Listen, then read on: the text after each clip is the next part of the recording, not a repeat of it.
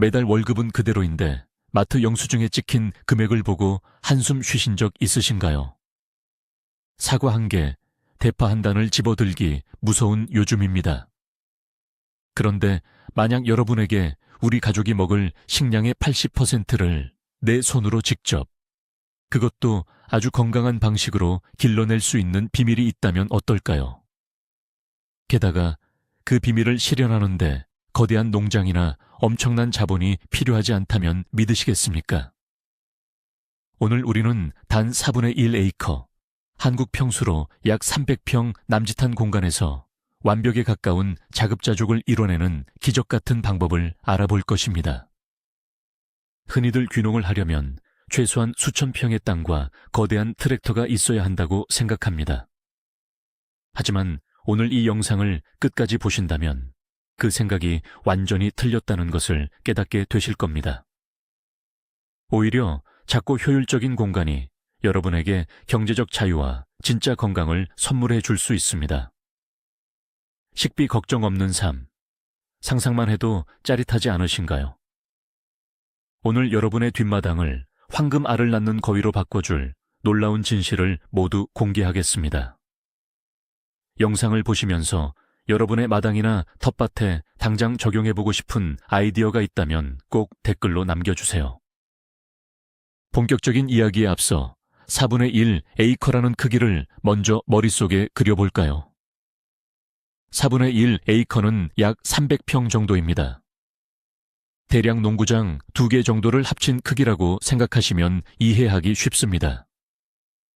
누군가에게는 집을 짓고 남은 그저 평범한 마당일 수도 있고 주말 농장으로 쓰기에는 조금 넓어 보이는 애매한 크기일 수도 있습니다.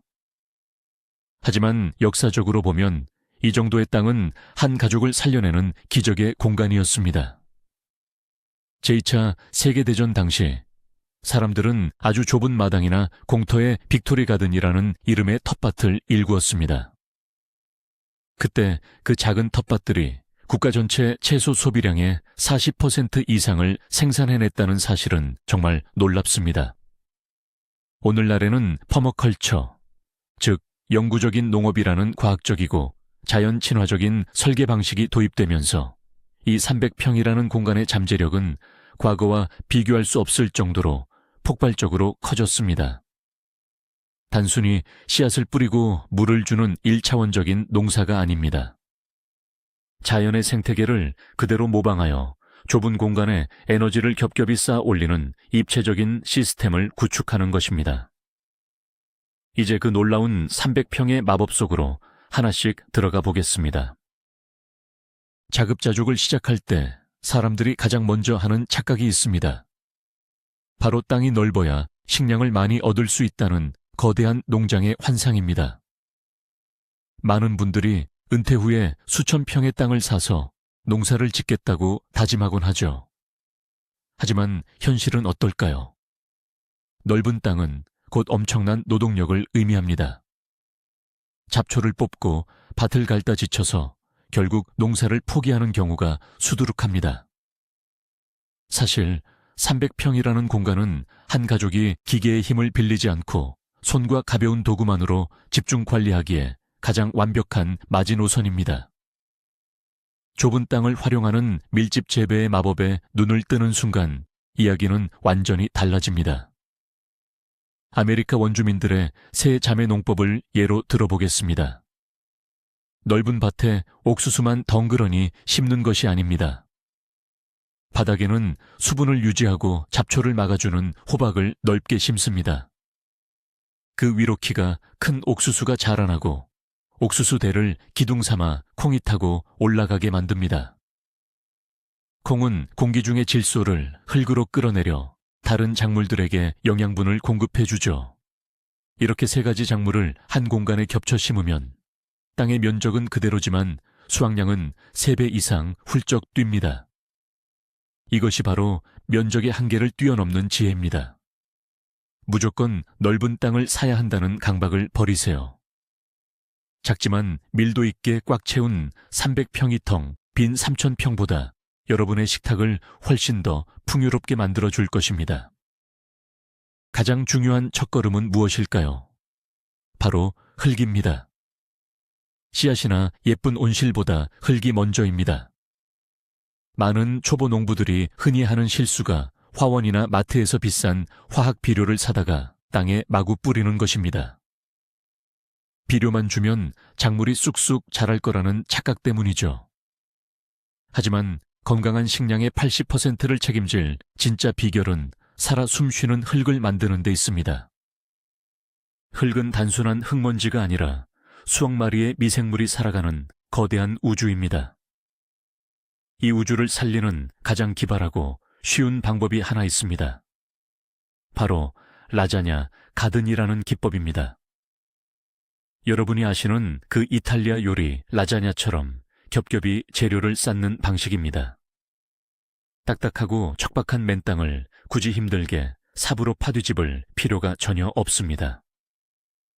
그저 땅 위에 종이 박스를 넓게 깔고 그 위에 깎은 잔디, 마른 나무십, 음식물 쓰레기, 그리고 흙을 라자냐 층처럼 겹겹이 쌓아 올리기만 하면 됩니다. 이 상태로 몇 달만 기다려보세요. 자연의 미생물과 지렁이들이 이 재료들을 먹어치우면서 환상적으로 부드럽고 영양분이 가득한 최고의 배양토로 만들어 놓을 것입니다. 이 과정을 거친 흙은 물을 흠뻑 머금는 스펀지처럼 변해서 가뭄에도 강하고 작물의 뿌리도 엄청나게 깊게 뻗어나갑니다. 잡초를 뽑느라 허리를 굽힐 일도 절반 이하로 줄어들죠. 건강한 흙이 완성되면 사실 농사의 절반은 이미 끝난 것이나 다름없습니다. 이제 흙이 준비되었다면 이 300평을 어떻게 나눌지 설계해야 합니다. 아무데나 씨앗을 뿌리면 절대 안 됩니다. 퍼머컬처에서는 이를 존 시스템, 즉 구역 나누기라고 부릅니다. 핵심은 우리의 발걸음과 동선을 철저하게 계산하는 것입니다. 매일같이 가야 하는 곳과 한 달에 한 번만 가도 되는 곳을 구분하는 것이죠. 예를 들어볼까요?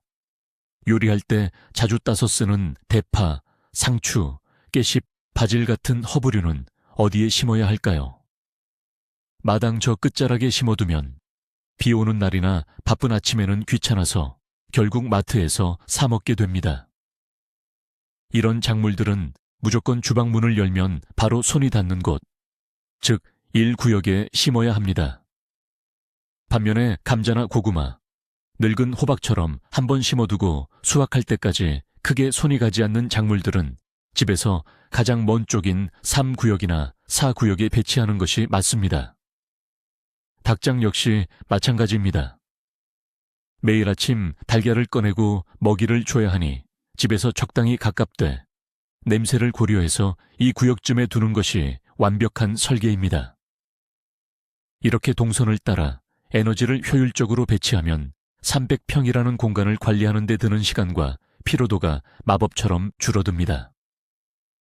하루에 단 20분, 퇴근 후 마당을 쓱 한 바퀴 도는 것만으로도 수확과 관리가 동시에 끝나는 기적의 동선이 완성되는 것입니다. 본격적으로 작물을 심을 때 가장 먼저 고려해야 할 것은 바로 칼로리입니다. 우리가 마트에서 쓰는 식비의 대부분은 배를 든든하게 채워주는 탄수화물에서 나갑니다. 방울토마토나 샐러드용 채소도 좋지만 이것만으로는 우리 가족 식량의 80%를 절대 채울 수 없습니다. 가장 확실하게 식비를 줄이고 에너지를 얻으려면 좁은 땅에서 압도적인 칼로리를 생산해내는 작물에 집중해야 합니다. 그 대표적인 주자가 바로 감자와 고구마입니다.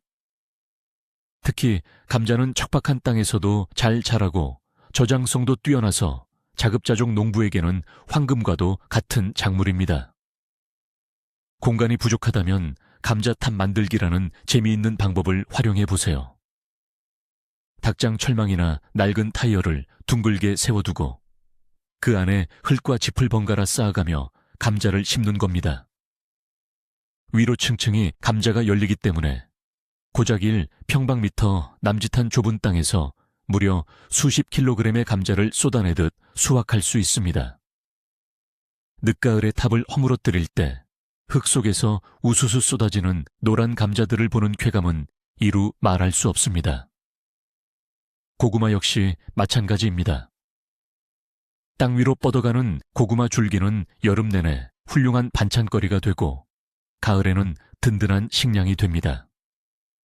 이렇게 탄수화물을 책임지는 든든한 밭을 하나 만들어두면 겨울철 내내 식비 걱정 없이 따뜻하고 배부른 식탁을 유지할 수 있습니다. 바닥 면적이 300평이라고 해서 우리가 쓸 수 있는 공간이 300평뿐이라고 생각하면 엄청난 손해입니다. 우리는 공중의 공간까지 지배해야 합니다. 바로 수직농법의 마법입니다. 바닥으로만 기어다니며 자라는 작물들을 위로 들어 올리는 순간 땅의 면적은 2배, 3배로 넓어지는 효과를 볼 수 있습니다. 오이나 호박, 강낭콩 같은 덩굴 작물들이 밭을 이리저리 점령하며 다른 작물들의 햇빛을 가리게 놔두지 마세요. 버려진 철망이나 대나무, 튼튼한 나뭇가지들을 구해서 밭 위에 커다란 아치형 터널이나 격자 무늬의 트렐리스를 만들어 보세요. 작물들이 이 구조물을 타고 하늘로 뻗어 올라가기 시작하면 믿을 수 없는 일들이 벌어집니다. 하늘에 주렁주렁 매달린 오이와 호박은 흙에 닿지 않아 썩을 일도 없고 통풍이 잘 되어 병충해도 획기적으로 줄어듭니다. 게다가 허리를 숙이지 않고 서서 과일 따듯 수확할 수 있으니 농사가 노동이 아니라 즐거운 놀이가 됩니다. 구조물 아래에 생기는 시원한 그늘은 또 다른 보너스입니다. 한여름의 뜨거운 직사광선을 견디지 못하는 상추나 시금치 같은 아입 채소들을 이 그늘 아래에 심어보세요. 태양이 자결하는 한여름에도 싱싱한 샐러드 채소를 끊임없이 수확할 수 있습니다. 공간을 평면이 아닌 3차원의 큐브로 바라보는 순간 여러분의 수확량은 폭발적으로 늘어나게 될 것입니다. 초보 농부들이 쉽게 빠지는 함정이 또 있습니다. 봄에 한번 씨앗을 잔뜩 뿌리고 가을에 한번 수확하면 올해 농사는 끝이라고 생각하는 것입니다. 하지만 진정한 자급자족을 원한다면 밭이 단 하루라도 놀고 있게 내버려 두어서는 안 됩니다. 땅을 쉬지 않고 연속적으로 가동하는 기술, 바로 이어짓기 즉 연속 재배의 기술이 필요합니다. 빈 공간이 생기면 곧바로 다음 타자가 들어가야 합니다. 봄이 시작되면 가장 먼저 빨리 자라는 20일, 문화 상추 같은 서늘한 작물을 심습니다. 한 달 만에 이 작물들을 뽑아 먹고 나면 그 빈자리에 바로 토마토나 고추 같은 여름 작물의 모종을 심어줍니다. 여름이 지나 토마토 줄기가 시들기 시작할 무렵 그 아래의 빈 땅에 조심스럽게 가을 배추나 겨울을 나는 시금치 씨앗을 흩뿌려줍니다. 하나의 작은 땅에서 1년 동안 무려 3번에서 4번의 수확을 이끌어내는 엄청난 기술입니다. 이를 위해서는 씨앗의 성장 기간을 꼼꼼하게 계산하는 달력 계획이 필수적입니다. 봄 작물이 자라고 있는 동안 베란다 한 구석에서는 이미 여름 작물의 모종이 자라고 있어야 합니다. 컨베이어 벨트처럼 끊임없이 작물이 생산되는 시스템을 구축하면 300평의 작은 텃밭은 1년 365일 내내 신선한 식재료를 공급하는 우리 가족 전용 마트로 변신하게 됩니다. 농약을 쓰지 않고 어떻게 벌레들을 이겨낼 수 있을까요? 그 해답은 식물들끼리의 우정에 있습니다. 사람에게도 서로 잘 맞는 짝꿍이 있듯이 식물 세계에도 같이 심어두면 엄청난 시너지 효과를 내는 동반자 식물들이 있습니다. 이것을 컴패니언 플랜팅이라고 부릅니다. 밭에 토마토만 수십 그루 빽빽하게 심어두면 토마토를 좋아하는 해충들에게는 그곳이 맛집 뷔페나 다름없습니다. 하루아침에 밭이 초토화될 수 있죠. 하지만 토마토 옆에 메리골드, 즉 금잔화라는 예쁜 꽃을 사이사이 섞어 심어보세요. 메리골드 뿌리에서 나오는 특유의 향기가 토마토의 뿌리를 갉아먹는 무서운 선충들을 완벽하게 쫓아냅니다. 게다가 진딧물을 잡아먹는 고마운 무당벌레들을 밭으로 불러 모으는 역할까지 해냅니다. 또 다른 훌륭한 짝꿍은 양배추와 타임입니다. 양배추를 갉아먹는 얄미운 배추인나비, 애벌레들은 향기로운 타임 허브의 냄새를 아주 싫어합니다. 이렇게 식물들이 가진 고유의 향기와 특성을 이용해 섞어 심기를 하면 지독한 화학 농약을 단 한 방울도 쓰지 않고도 해충의 공격을 막아낼 수 있습니다. 밭의 모양도 훨씬 아름다워집니다. 채소들 사이사이로 알록달록한 꽃과 허브들이 어우러진 마당은 그 자체로 훌륭한 정원이자 완벽한 방어 시스템을 갖춘 요새가 되는 것입니다. 채소만으로는 우리 몸에 필요한 단백질을 모두 채울 수 없습니다. 마트에서 사는 비싼 고기와 달걀값을 줄이려면 좁은 마당에 완벽하게 어울리는 작은 가축을 들여야 합니다. 그 최고의 선택이 바로 닭입니다. 닭은 단순히 신선하고 고소한 유기농 달걀을 매일 아침 제공해주는 고마운 존재를 넘어 우리 텃밭 시스템의 핵심적인 일꾼으로 활약합니다. 치킨 트랙터라는 기발한 아이디어를 들어보신 적 있나요? 바퀴가 달린 이동식 닭장을 만들어서 밭 위에 올려두는 겁니다. 닭들은 이 닭장 안에서 본능적으로 땅을 맹렬하게 파헤치며 숨어있는 해충의 알이나 벌레, 잡초의 씨앗들을 모조리 쪼아 먹습니다. 동시에 아주 영양가 높은 닭똥을 그 자리에 배설하죠. 2, 3일 뒤에 이 이동식 닭장을 다른 빈 밭으로 쓱 밀어 옮겨보세요. 닭들이 머물고 간 자리는 잡초가 깔끔하게 정리되고 최고급 천연 비료가 골고루 섞여 있는 그야말로 씨앗을 뿌리기에 가장 완벽하게 준비된 밭으로 변해 있을 것입니다. 우리가 땀 흘려 밭을 갈고 비료를 뿌릴 필요가 전혀 없습니다. 주방에서 나오는 음식물 쓰레기나 시든 채소잎을 던져주면 닭들은 그것을 맛있게 먹고 신선한 달걀과 건강한 흙으로 바꿔줍니다. 닭 몇 마리를 키우는 것은 300평 텃밭의 생태계를 완성하는 가장 완벽한 마스터키입니다. 자급자족 농장에서는 버려지는 것이 단 하나도 없어야 합니다. 쓰레기통으로 들어가야 할 모든 유기물은 다시 흙으로 돌아가 생명을 잉태하는 연료가 됩니다. 퇴비 만들기는 선택이 아니라 필수입니다. 흔히 퇴비라고 하면 썩은 냄새가 진동하고 파리가 들끓는 지저분한 더미를 떠올리기 쉽습니다. 하지만 그것은 관리를 잘못했기 때문입니다. 올바르게 만든 퇴비는 숲속의 촉촉한 흙 냄새처럼 아주 구수하고 향긋한 냄새가 납니다. 버클리식 고온 퇴비화라는 놀라운 방법을 소개합니다.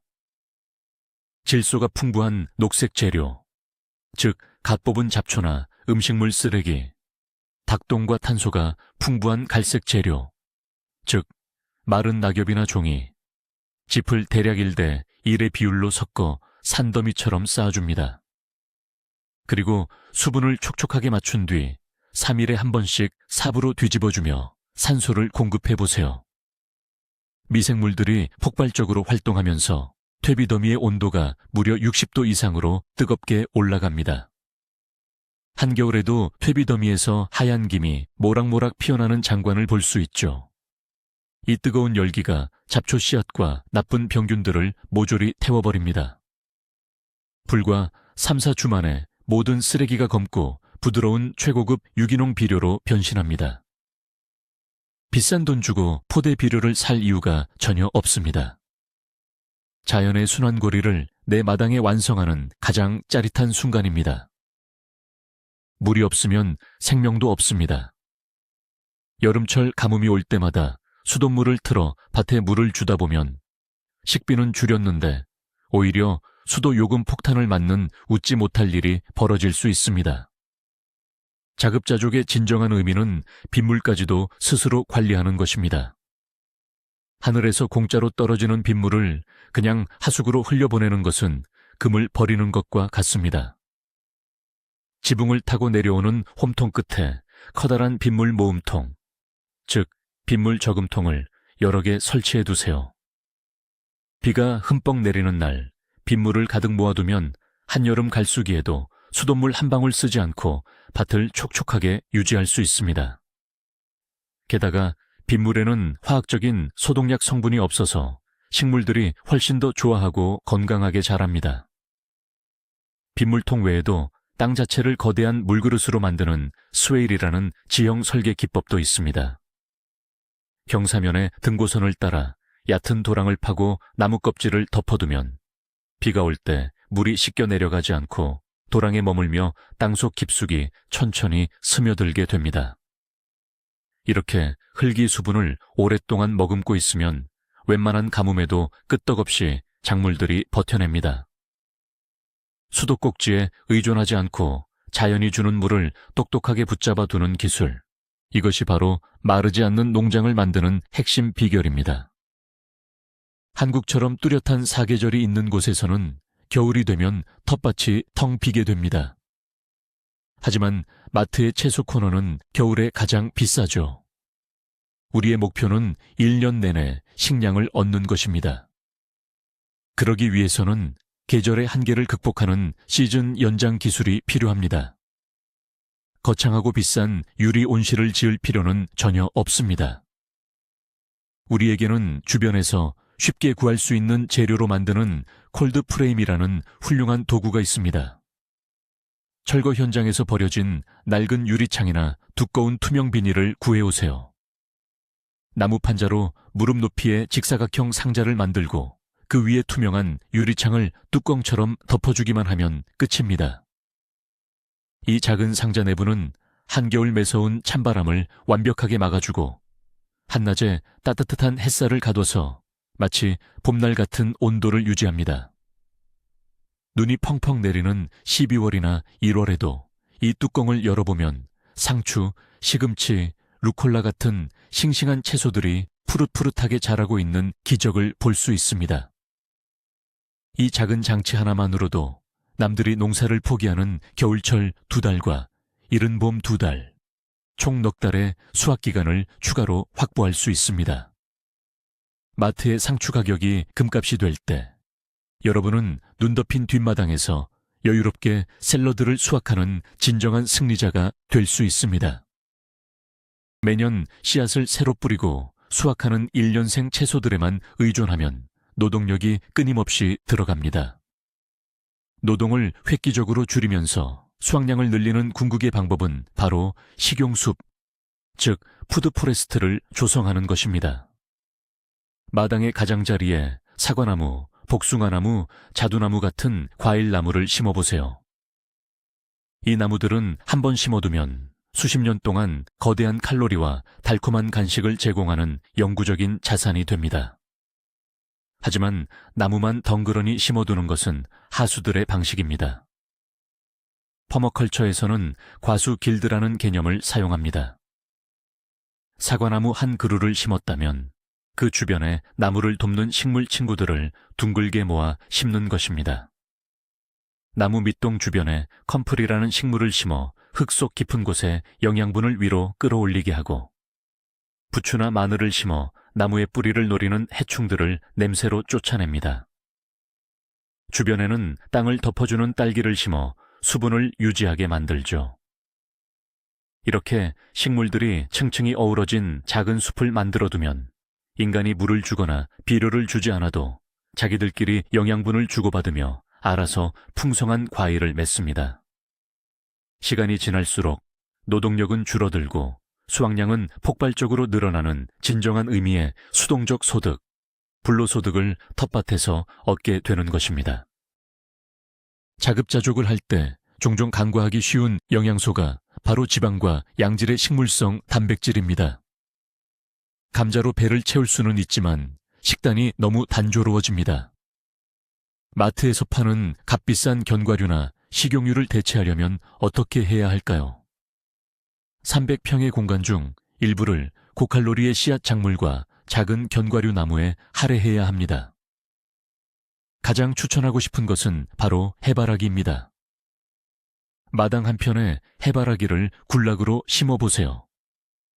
여름 내 거대하고 아름다운 꽃으로 마당을 장식해주고 가을이 되면 꽃 한 송이당 수천 개의 튼실한 씨앗을 내어줍니다. 이 해바라기 씨앗은 칼로리가 엄청나게 높고 몸에 좋은 지방이 가득해서 훌륭한 겨울철 간식이 되며 여유가 된다면 기름을 짜서 요리에 사용할 수도 있습니다. 닭들의 훌륭한 겨울철 고단백 사료로도 그만이죠. 또한 공간을 많이 차지하지 않는 개암나무, 즉 헤이즐넛 나무를 울타리 대용으로 심는 것도 환상적인 선택입니다. 매년 가을 고소한 견과류를 수확할 수 있고 나무 자체의 모양도 예뻐서 조경 효과까지 뛰어납니다. 이렇게 탄수화물 뿐만 아니라 필수 지방산까지 내 손으로 길러내는 시스템을 갖출 때 비로소 식비의 80%를 줄이겠다는 목표에 완벽하게 도달할 수 있습니다. 우리가 땀 흘려 가꾼 밭에 토마토 꽃이 수백 개 피어도 그 꽃을 수정시켜줄 곤충이 없다면 단 하나의 열매도 맺지 못합니다. 수확량의 절반 이상은 우리의 노동이 아니라 작고 부지런한 날갯짓, 바로 벌들의 몫입니다. 자급자족 생태계를 완성하기 위해 우리는 반드시 꽃가루 매개자들을 밭으로 초대해야 합니다. 양봉을 해서 꿀을 얻는 것도 좋지만 전문적인 지식이 없다면 무리하게 벌통을 들일 필요는 없습니다. 꿀벌보다 훨씬 온순하고 쏘이지 않으며 꽃가루 바디 효율은 수십 배나 높은 토종벌, 즉 가위벌이나 호박벌을 위한 작은 호텔을 지어주면 됩니다. 대나무통이나 구멍 뚫린 나무토막을 묶어서 마당 한쪽에 걸어두기만 해도 이 고마운 야생벌들이 알아서 찾아와 집을 짓습니다. 봄이 되어 과일나무와 채소들이 꽃을 피우면 이 작은 친구들이 쉴 새 없이 날아다니며 수정을 돕습니다. 수정을 돕는 곤충들이 많아질수록 열매의 크기는 커지고 기형과는 줄어들며 전체 수확량은 믿을 수 없을 만큼 폭발적으로 증가합니다. 밭 주변에 라벤더, 보리지 같은 꿀이 많은 꽃을 의도적으로 심어서 곤충들의 활주로를 만들어주세요. 벌들이 윙윙거리는 소리는 텃밭이 살아있다는 가장 건강하고 아름다운 증거입니다. 농사를 짓다 보면 어김없이 벌레들의 습격을 받게 됩니다. 애써 키운 배추 잎이 하루아침에 구멍이 뻥뻥 뚫려 있는 걸 보면 당장이라도 독한 살충제를 뿌리고 싶은 충동이 들죠. 하지만 화학 농약을 뿌리는 순간 우리 가족이 먹을 건강한 밥상은 포기해야 하고 밭을 지켜주던 익충들까지 모두 죽게 됩니다. 벌레를 없애는 가장 지혜로운 방법은 벌레를 죽이는 것이 아니라 생태계의 균형을 맞추는 것입니다. 밭에 진딧물이 창궐한다면 진딧물 약을 칠 것이 아니라 진딧물을 하루에 수백 마리씩 먹어치우는 무당벌레와 풀잠자리가 살기 좋은 환경을 만들어 주어야 합니다.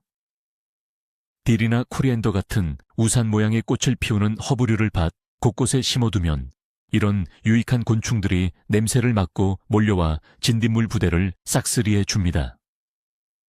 정말 위급할 때는 식물에서 추출한 천연 오일인님, 오일을 물에 희석해서 뿌리거나 우유와 계란 노른자를 섞은 난황유를 만들어 잎에 뿌려주는 천연 방제법을 사용하세요. 해충을 완벽하게 0%로 박멸하겠다는 생각은 버려야 합니다. 약간의 벌레가 있어야 유익한 익충들도 밭에 머물며 살아갈 수 있습니다. 밭을 통제하려 들지 말고 자연의 자정 능력을 믿고 맡기는 여유가 진정한 자급자족 농부의 자세입니다. 자연의 순리에 따라 농사를 짓다 보면 여름과 가을에 감당할 수 없을 정도로 많은 채소가 한꺼번에 쏟아져 나오는 축제의 순간이 찾아옵니다. 하루에 수십 개의 토마토와 오이가 열리는데 당장 다 먹을 수는 없죠. 이때 수확물을 썩혀버린다면 아무리 농사를 잘 지었어도 헛수고입니다. 남는 식량을 완벽하게 저장해서 텅 빈 겨울 밥상을 채우는 보존의 기술이 반드시 필요합니다. 그 첫 번째 마법은 바로 병조림과 피클링입니다. 남아도는 토마토를 큰 솥에 푹 끓여 피레를 만든 뒤 소독한 유리병에 담아 밀봉해 보세요. 끓는 물에 병째로 끓여 진공 상태를 만들어두면 한겨울에도 뚜껑만 열어 갓 단 토마토의 향기가 가득한 파스타나 수프를 즐길 수 있습니다. 오이나무, 양파 같은 채소들은 식초와 설탕을 끓여 부어 아삭아삭한 피클로 만들어 저장합니다. 선반 위에 형형색색의 보석처럼 빛나는 병조림들이 줄지어 쌓여가는 모습을 보면 마치 은행 계좌에 장호가 쌓이는 것보다 훨씬 더 든든한 부자가 된 듯한 기분을 느낄 수 있습니다. 이것이 바로 마트의 통조림 코너를 내 집 주방으로 옮겨오는 완벽한 방법입니다. 병조림으로 만들 수 없는 작물들도 많습니다. 이런 작물들을 위한 두 번째 보존 기술은 바로 건조와 토굴 저장입니다. 여름 내 미친 듯이 자라나는 허브류, 고추, 애호박, 버섯 등은 햇빛이나 식품 건조기를 이용해 바싹 말려보세요. 수분이 날아가면서 부피는 10분의 1로 줄어들고 맛과 향, 영양분은 오히려 더 응축됩니다. 말린 애호박이나 가지는 겨울철에 물에 불려 훌륭한 반찬으로 사용할 수 있습니다. 감자, 고구마, 당근, 무 같은 뿌리 채소들은 어떻게 보관해야 할까요? 옛날 우리 조상들이 쓰던 방식 그대로 서늘하고 일정한 온도가 유지되는 지하 공간이나 흙 구덩이를 활용하는 것이 최고입니다. 스티로폼 상자에 약간 축축한 모래를 깔고 당근이나 무가 서로 닿지 않게 묻어두고 서늘한 곳에 보관해 보세요. 이듬해 봄이 올 때까지 밭에서 막 캐낸 것처럼 아삭하고 싱싱한 상태가 유지됩니다. 엄청난 정이 요금을 잡아먹는 대형 냉장고가 여러 대 있을 필요가 없습니다. 햇빛과 바람, 그리고 흙의 온도를 이용한 전통적인 저장 방식을 되살리면 수확한 식량을 1년 내내 단 한 톨도 버리지 않고 알뜰하게 소비할 수 있습니다. 300평의 땅을 자세히 관찰해보면 모든 곳이 똑같은 환경을 가지고 있지 않다는 것을 알게 됩니다. 어떤 곳은 하루 종일 뙤약볕이 내리쬐고 어떤 곳은 옆집 담장 때문에 그늘이 지며 어떤 곳은 찬바람이 세게 불어옵니다. 초보자들은 그늘진 곳은 농사를 망치는 쓸모없는 땅이라고 생각해서 방치하곤 하죠. 하지만 고수들은 이런 미기후, 즉 마이크로 클라이밋을 마법처럼 활용합니다. 여름철에 상추나 시금치를 땡볕에 심으면 잎이 뻣뻣해지고 쓴맛이 나며 며칠 만에 꽃대가 올라와 버립니다. 하지만 담장 밑이나 키 큰 과일나무 아래에 방으늘에 심으면 시원한 환경 덕분에 한여름에도 연하고 부드러운 상추를 오래도록 수확할 수 있습니다. 반대로 집의 남쪽 벽돌벽 아픈 낮 동안 햇빛을 흡수해 밤에도 따뜻한 열기를 내뿜습니다. 이런 명당 자리에는 추위에 약한 고추나 바질, 혹은 이국적인 열대 허브를 심으면 다른 곳보다 한 달 이상 더 길게 수확할 수 있죠. 300평이라는 공간 안에서도 지형과 구조물에 따라 수십 가지의 다른 기후가 존재합니다. 내 마당의 미세한 환경 차이를 정확히 읽어내고 그 자리에 딱 맞는 작물을 매칭시키는 통찰력이야말로 300평을 3000평처럼 쓰게 만드는 결정적인 지혜입니다. 우리가 마트에서 식재료는 사지 않아도 매년 봄마다 종묘상에 가서 비싼 돈을 주고 씨앗과 모종을 산다면 그것은 반쪽짜리 자급자족에 불과합니다. 진정한 의미의 자립, 식량 주권의 완성은 바로 최종, 즉 내 밭에서 자란 작물의 씨앗을 직접 받아 다음 해에 심는 것입니다. 해마다 크고 튼튼하게 자란 가장 맛있는 토마토나 호박 하나를 먹지 않고 끝까지 익게 내버려 두세요. 그 열매에서 씨앗을 받아 잘 말려두는 겁니다. 처음에는 귀찮아 보일 수 있지만 이 과정에는 엄청난 과학적 비밀이 숨어 있습니다. 내 마당의 흙, 내 마당의 기후, 내 마당의 벌레들을 이겨내고 살아남은 강인한 작물의 유전자가 그 씨앗 안에 고스란히 저장되는 것입니다. 이 씨앗을 2, 3년만 반복해서 받아서 심어보면 시중에서 파는 어떤 비싼 씨앗보다 내 밭의 환경에 완벽하게 적응한 슈퍼 작물로 진화하게 됩니다. 병에 걸리지도 않고 열매도 훨씬 많이 맺죠. 늦가을 해 진력, 바싹 마른 작물에서 조심스럽게 내년의 희망인 씨앗을 털어내어 작은 유리병에 담아 보관하는 그 순간 여러분은 단순한 소비자를 넘어서 생명의 순환을 이끄는 진정한 창조자가 되는 벅찬 감동을 느끼게 될 것입니다. 지금까지 이 모든 놀라운 시스템을 들으시고 나서 혹시 내가 매일 밭에 나가서 죽도록 고생만 해야 하는 건 아닐까 걱정되시나요? 농부의 발걸음 소리가 최고의 비료라는 옛말이 있습니다. 하지만 여기서 말하는 발걸음 소리는 땀을 뻘뻘 흘리며 무거운 삽질을 하는 노동의 소리가 아닙니다. 퍼머컬처 시스템이 어느 정도 자리 잡힌 300평의 텃밭을 유지하는 데 필요한 시간은 하루 단 15분이면 충분합니다. 이른 아침이나 퇴근 후 커피 한 잔을 들고 마당을 여유롭게 산책해 보세요. 잡초가 작아 보일 때 쓱 뽑아주고 익어가는 토마토 하나를 따먹으며 닭들에게 어제 남은 밥을 던져주는 것이 전부입니다. 애초에 노동력이 들어가지 않도록 다년생 작물과 자연 퇴비, 빗물 저장 시스템을 촘촘하게 설계해 두었기 때문에 가능한 일입니다. 농사는 헬스장에서 무거운 바벨을 드는 것 같은 고역이 되어서는 안 됩니다. 흙을 만지고 싹이 트는 것을 지켜보는 매일 15분의 시간은 현대 사회의 스트레스를 완벽하게 날려버리는 명상이자 치유의 시간입니다. 이 작은 루틴이 여러분의 몸을 건강하게 만들고 식탁을 풍성하게 채우며 매달 지출되는 식비의 80%를 계좌에 고스란히 남겨주는 기적의 시작점이 될 것입니다. 단 4분의 1에이커, 300평이라는 작은 땅이 품고 있는 위대한 가능성에 대해 알아보았습니다.